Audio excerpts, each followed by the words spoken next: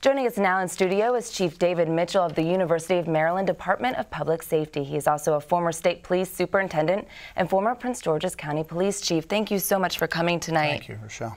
Since we have you here, let's talk about this tragedy in Connecticut. Whether it's Connecticut, Colorado, Virginia Tech, as a law enforcement official and someone who works on a school campus, how does an incident like this impact law enforcement where you are and how you all enforce your policies and procedures? Well, it has a significant impact, not only as a law enforcement officer, but as a father of 3 kids and looking out at all of my students, and this just strikes fear at the heart of being on a college campus or being in a school setting. We certainly today immediately increased our visibility, our presence on campus so that our students know that we're out there, that we're protecting them and so forth, and we certainly have prayers for those who are up in Connecticut.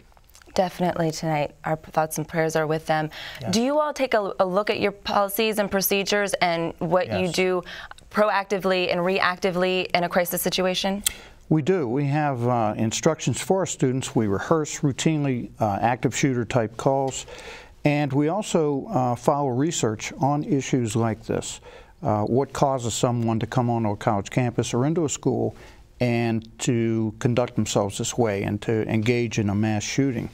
The Secret Service, along with the Department of Education, did research on this, and generally it's a relationship that's gone bad, either between a professor and a student or perhaps a domestic situation that carries into the workplace.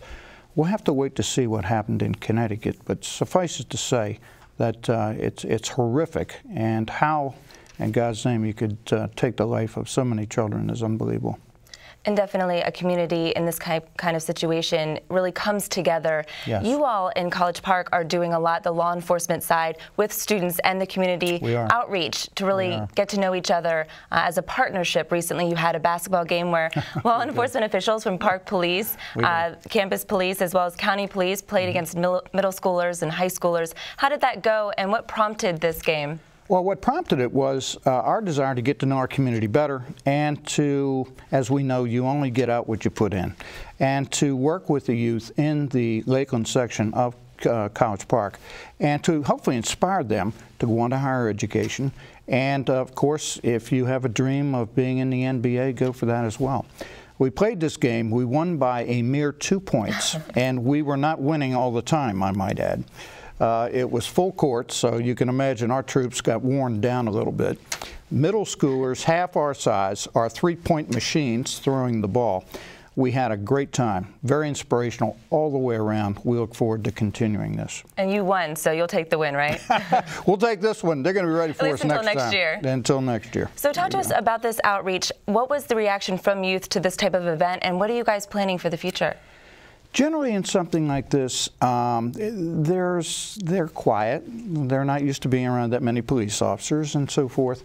And it takes a couple icebreakers and asking, how many folks here want to play for Maryland, and Maryland basketball, of course, that's huge. And seeing all the hands go up and so forth. And then getting into, there's only 450 jobs in the NBA, so hopefully you'll have one of those. But if not, what is your next plan? What about your education and so forth? So it's an icebreaker. The game is to continue a long-lasting relationship. As University of Maryland Department of Public Safety, you're working with college kids. This program, you were focusing on younger kids, middle schoolers, high schoolers. How important is it to develop that relationship at a young age so that these kids grow to appreciate and respect law enforcement? It's huge. It's huge because at this age, of course, we watch TV, reality TV, they watch Cops, they watch CSI and so forth. This gives us a chance to get to know these young guys and gals in a non-enforcement, non-contact type of setting where we can come together, have some spirited sports, and then talk more about how you're doing in school, what are your dreams, how do you plan to get from there, where you are now to the NBA, or your dreams, or looking at this wonderful campus right next door. And that this can be a means to an end and a long life learning process. So far so good.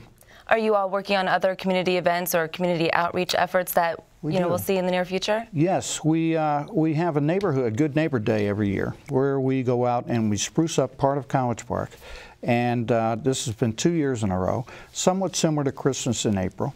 And again, it gives us a chance to give back to the community, for the community to see us in a different light. Well, thank you so much for joining us today, and we appreciate your efforts and look forward to seeing you out maybe on the basketball court. Thank you. And again, our thoughts and prayers with those in Connecticut tonight. Absolutely. Thank you. Thank you much, Chief Mitchell.